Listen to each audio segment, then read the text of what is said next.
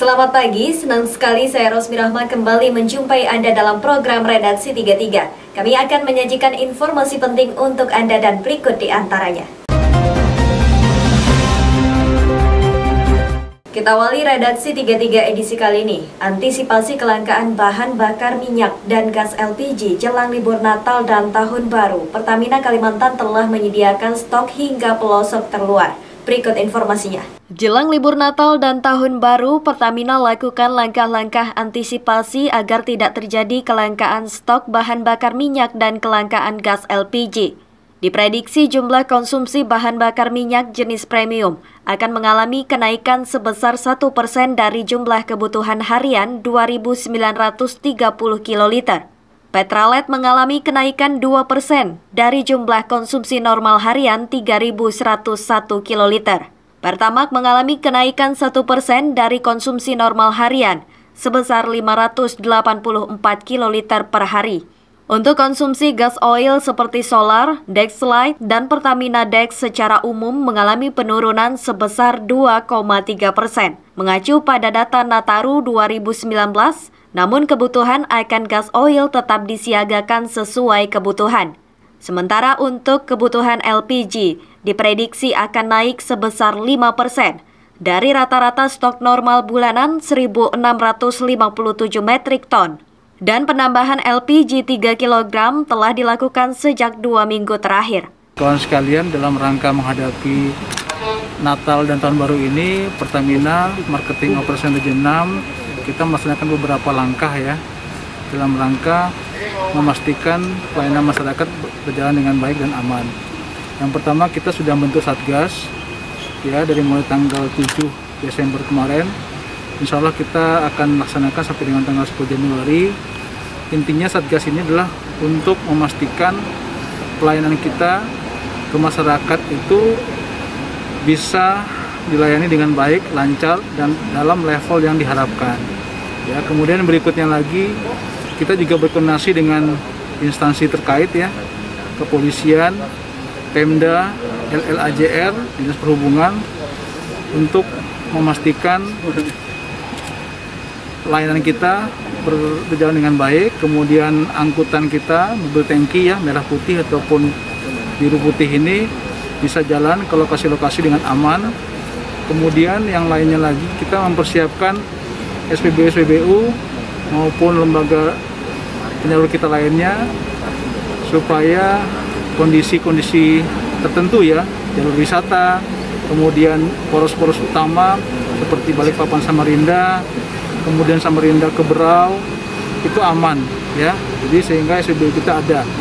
Nah, kita mensiagakan semua SPBU yang ada di jalur utama tersebut tetap tersedia BBM-nya. Kemudian masyarakat juga yang lalu lalang dalam rangka wisata, mengunjungi keluarga, kemudian juga dalam rangka beribadah, itu bisa beribadah berpindah kota dengan baik, tentunya dengan ketersediaan BBM dan juga LPG yang dimasyarakat. Dengan adanya upaya penambahan stok baik BBM dan LPG, diharapkan tidak terjadi kelangkaan di masyarakat pada perayaan Natal dan Tahun Baru mendatang. Dari Balikpapan, Muhammad Idris, tim Kaltim TV.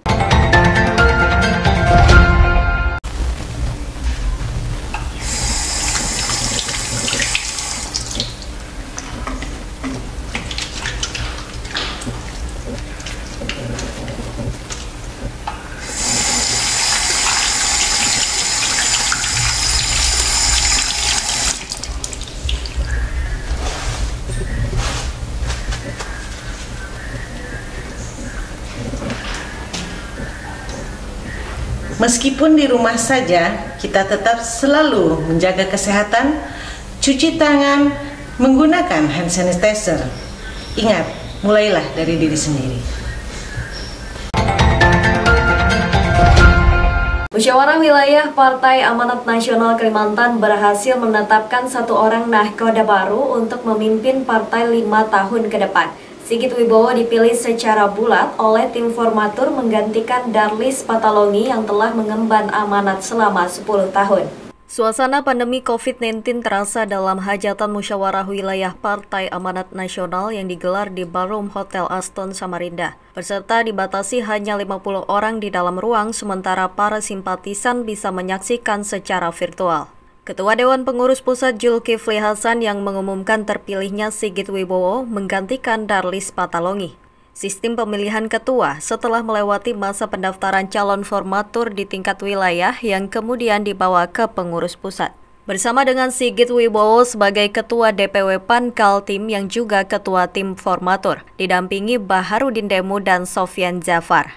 Pesaing Sigit yakni Erwin Isharudin didaulat menjadi Majelis Pertimbangan Partai. Pertama begini, ini kan keputusan DPP dan memang musyul itu berbeda dari musyul-musyul sebelumnya. Kalau untuk tahun 2020 ini memang yang menentukan tim formatur dan ketua terpilih itu DPP. Nah, sebagai kader, selaku kader harus menghormati dan tunduk kepada apa yang diputuskan oleh DPP. Nah, begitu. Jadi ya ini keputusan DPP dan dihormati. Tidak boleh ada satupun kader di PAN, di Kaltim ini tidak tunduk kepada aturan yang sudah diputuskan oleh DPP. Harapannya Bang, setelah terpilihnya Sigit? Harapannya, pertama ini kan kalau harapannya insya Allah kami bersama dengan ketua terpilih ini kan pasti bahu-membahu. Bekerja sama dalam rangka untuk meningkatkan perolehan suara PAN di Kaltim. Dan saya kira insya Allah ya target kami harus naik. Sejumlah harapan muncul dari para kader-kader PAN, diantaranya berharap Sigit Wibowo yang kini Wakil Ketua DPRD Kaltim mampu menjadi lokomotif partai ke arah perubahan yang lebih baik. Selamat atas terpilihnya saudaraku Sigit Wibowo ST. Insya Allah kalau tidak ada arah pemerintah dia akan menjadi ketua DPRD Kaltim. Yang jelas harapan-harapan kami sebagai kader maupun sebagai pengurus sekaligus sebagai anggota DPRD Provinsi Kaltim agar supaya konsolidasi ditingkatkan. Untuk infrastruktur partai itu sangat dibutuhkan di masa-masa. Sementara Darlis Patalongi yang menjadi ketua PAN selama 10 tahun diminta oleh Ketua Umum Zulkifli Hasan menjadi pengurus partai level pusat. Tim Kaltim TV Hardin melaporkan.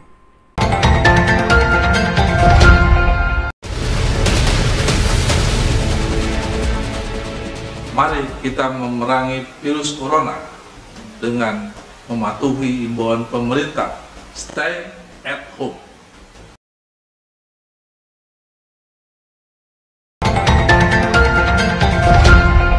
Badan Narkotika Nasional Kota Balikpapan sepanjang tahun 2020 mengungkap sebanyak 8 kasus narkoba dengan tersangka 9 orang. Berikut informasinya. Bertempat di Aula BNN Kota Balikpapan pada Selasa pagi, Kepala BNNK Kota Balikpapan mengumumkan pengungkapan sepanjang tahun 2020.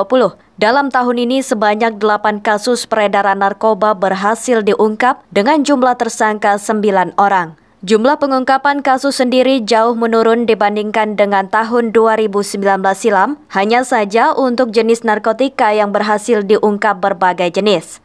Berbeda pada tahun sebelumnya, hanya jenis sabu-sabu. Kepala BNNK Balikpapan mengatakan pada tahun 2020, semua tersangka hanya pria dan sudah memenuhi target yang ada, di mana target yang diberikan hanya 4 kasus saja. Namun BNNK mampu mencapai 8 kasus pengungkapan narkoba di Kota Balikpapan. Kegiatan yang kami lakukan diantaranya adalah mulai dari pemberantasan dulu, karena pemberantasan itu biasanya yang banyak diminati. Jadi saya jelaskan bahwa seksi pemberantasan BNNK Kota Balikpapan telah melakukan 8 kasus dengan tersangka 9 orang, semuanya laki-laki tahun ini. Kalau tahun dulu ada perempuan, tahun ini tidak ada. Ini sebenarnya melebihi target. Kami hanya target 4, ini adalah 100% lebihnya. Karena kami bisa melakukan efisiensi anggaran sehingga bisa tercover 8 kasus. Kalau melihat jenis barang bukti, mungkin barang buktinya tidak sebanyak tahun 2019 yang lalu. 2020 ini cuma bervariatif. Rekan-rekan bisa melihat di sini kami sudah ada mengungkap ekstasi sekian banyak, juga ada tembakau sintetis. Kalau tahun dulu hanya kita jenis sabu-sabu.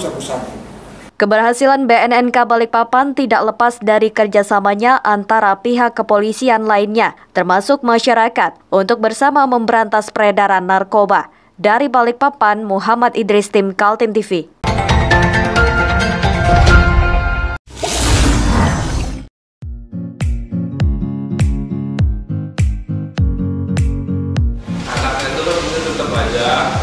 Cara mudah beriklan digital di Kaltim TV.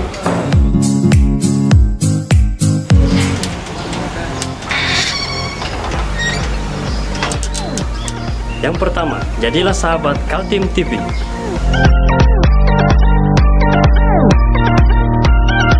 Dengan Rp1 juta, para sahabat mendapat 20 kali tayang di slot berita kamu.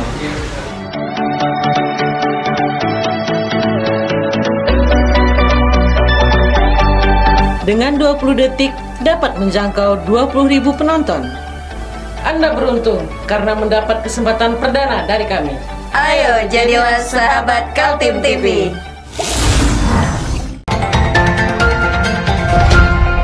Kita beralih ke informasi selanjutnya. Sejumlah harapan muncul agar Partai Amanat Nasional Kalimantan Timur di bawah nakoda baru Sigit Wibowo membawa arah baru pada masa jabatan 5 tahun ke depan. Agenda-agenda politik menuju pemilu 2024 dipersiapkan, terutama menyiapkan infrastruktur partai hingga tingkat RT. Musyawarah Wilayah DPW PAN Kaltim sudah selesai digelar setelah 4 formatur ditambah 1 unsur DPP PAN mengadakan rapat. Akhirnya salah satu anggota formatur, Sigit Wibowo, terpilih menahkodai partai berlambang matahari terbit itu. Sigit Wibowo kelahiran Balikpapan 4 September 1977. Aktivis yang lama berkecimpung di non-government organization itu saat ini duduk menjadi wakil ketua DPRD Kaltim dari daerah pemilihan Balikpapan. Ya tentu saja kami berharap pengurus baru bisa senantiasa meningkatkan solidaritasnya sama kader, kemudian kepeduliannya kepada masyarakat sebagaimana apa yang disampaikan oleh ketua umum tadi, agar teman-teman menempatkan bahwa berpolitik itu adalah untuk kegiatan sosial kemasyarakatan. Jadi mudah-mudahan itu dipegang teguh sehingga semua kader bisa berpolitik melalui Partai Amanat Nasional dengan baik, tanpa melupakan amanah masyarakat, amanah rakyat, gitu ya. Baik yang duduk di legislatif maupun yang menjadi pengurus partai di semua tingkatan. Partai Amanat Nasional menempatkan 5 wakilnya di DPRD Kaltim sehingga berhak atas 1 kursi pimpinan. Partai ini pernah juga berjaya mengirim wakilnya ke DPR RI yakni Muhammad Yasin Kara pada periode tahun 2004 hingga 2009. Sigit Wibowo diharapkan mampu mengulang sukses menempatkan wakil PAN pada pemilu 2024. Dengan terpilihnya Pak Sigit ini harapannya seperti apa? Yang pertama ya kita ucapkan selamat atas terpilihnya saudaraku Sigit Wibowo ST. Insya Allah tidak ada arah pemerintah dia akan menjadi ketua DPRD Kaltim. Yang jelas harapan-harapan kami sebagai kader maupun sebagai pengurus sekaligus sebagai anggota DPRD Provinsi Kaltim agar supaya konsolidasi ditingkatkan. Untuk infrastruktur partai itu sangat dibutuhkan di masa-masa mendatang. Harap agar supaya itu pertama konsolidasi.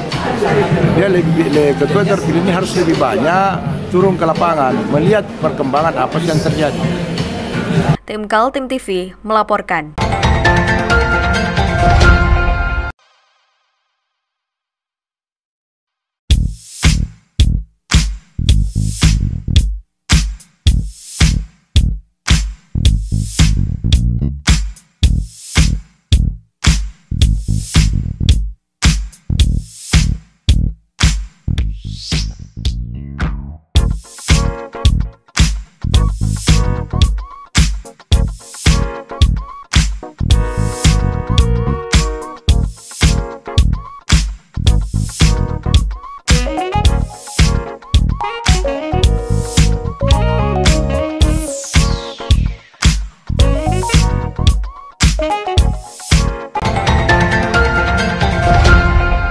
Tahun baru 2021 sudah di depan mata, tapi malam pergantian tahun kali ini tidak bisa dirayakan seperti tahun-tahun sebelumnya. Pemerintah dan Polri sepakat tidak ada kerumunan dalam malam pergantian tahun 2021. Tidak seperti tahun-tahun sebelumnya, di mana banyak keluarga sudah merencanakan liburan akhir tahun dengan mengunjungi tempat-tempat favorit bersama keluarga. Pada tahun ini, khususnya pada malam penutupan tahun, Gubernur bersama Polda Kaltim sudah sepakat tidak ada kerumunan karena berpotensi menjadi klaster penularan virus corona. Dari 10 kabupaten dan kota di Kalimantan Timur, kondisinya masih menunjukkan penularan virus yang mengkhawatirkan. Kota-kota itu adalah Samarinda dan Kutai Kartanegara yang masih tergolong paling gawat, disusul Kutai Timur, Balikpapan, Bontang, dan Berau. Nyaris tak ada lagi kabupaten dan kota aman dari penularan virus di Kalimantan Timur. Untuk pengamanan tahun baru Pak, seperti apa? Kita pasti amankan. Kalau tahun baru kan ini kan agenda nasional, agenda tahunan ya. Kita akan melakukan operasi lilin biasanya. Operasi lilin dalam rangka menghadapi pengamanan Natal dan tahun baru. Itu kalau kemungkinan biasanya ini kan Pak ya, seperti yang terjadi tahun-tahun, pasti ada kerumunan di tepian. Ya, ini kan Pak Gubernur dan mengeluarkan edaran tuh nggak ada kerumunan. Kalau bisa tempat-tempat hiburan itu juga tidak menggunakan kegiatan-kegiatan yang mengakibatkan kumpulnya massa. Nah, surat edaran itu aja dilaksanakan. Nah, kita ikut mendisiplinkan itu. Berarti langsung ada pembubaran Pak ya?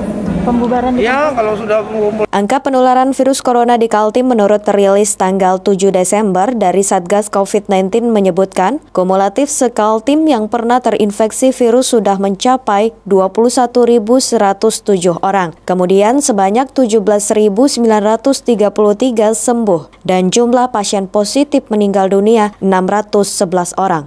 Saat ini, kasus aktif yang masih menunggu proses penyembuhan ada 2.563 pasien. Tim Kaltim TV, Hardin, melaporkan.